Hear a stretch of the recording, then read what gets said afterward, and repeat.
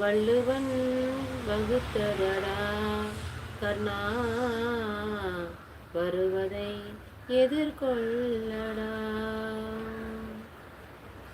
அந்த பாட்டு எப்போ கேட்டாலும் எனக்கு அழுகதான் வரும்.